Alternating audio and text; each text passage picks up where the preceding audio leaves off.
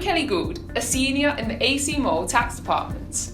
I want to give you all an overview of the reporting requirements on the sale of UK residential property. As some of you may already be aware, a shake-up to the rules last year meant that gains on UK residential property had to be reported and capital gains tax payable within 30 days from completion. However, following on from the autumn budget, this has now changed. For disposals that complete on or after the 27th of October 2021, the reporting and payment deadline for any capital gains tax due will be extended to be 60 days after the completion. This extension to the time window from 30 days to 60 days will hopefully provide breathing space for anyone that's affected, and these rules are a very welcomed change. Hopefully in this short video, I'll give you a helpful insight and increase awareness around the new reporting requirements. So a background to the measures. Whether you're an individual, joint property owner, trustee, partner in a partnership, or personal representative, if you are disposing of UK residential property, these measures could affect you.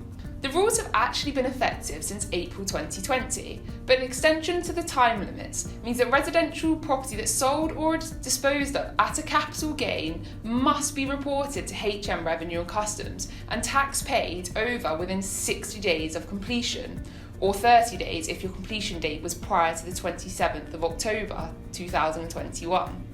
In very simple terms, a capital gain will arise if you are selling your UK residential property for more than you paid, and you aren't covered under any exemptions or reliefs that I will come on to later.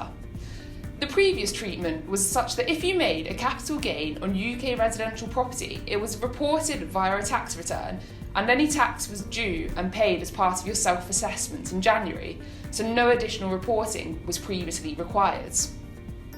So what does constitute residential property? Property broadly means anything suitable for use as a dwelling. Therefore, whilst most commonly we think of our homes, these rules will also encompass properties being rented out, or if you have a portfolio of rental properties, a second holiday home perhaps. So when might these rules not apply? There are a few circumstances in which a 60-day filing report is not applicable.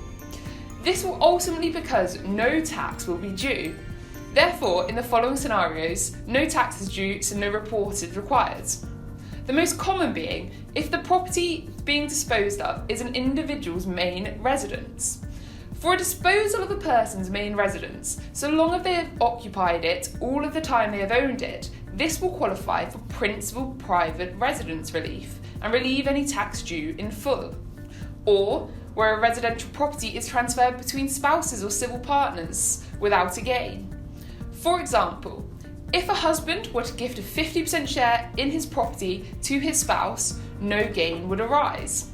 Or where a residential property is disposed of at a loss.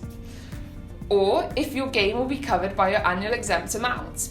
For the tax year 21-22, this is £12,300 per taxpayer. Or lastly, if you have capital losses that could be being carried forward from previous years to cover any gain. So failure to comply and report within 60 days. HM Revenue and Customs do seek to impose penalties and interest on any tax not paid within the 60 days. So compliance with the rules. In order to comply with these reporting requirements, individuals need to set up a capital gains tax on UK property accounts. This is done via the HM Revenue and Customs official website, and of course this is something we can guide you through, and once set up, we can take care of the whole reporting requirements on your behalf. If you are unsure as whether this affects you, please contact myself or another member of the ACM tax team, and we can advise you in advance of any transactions and make sure you are completely compliant with the new reporting regime. For more information, please go to our website.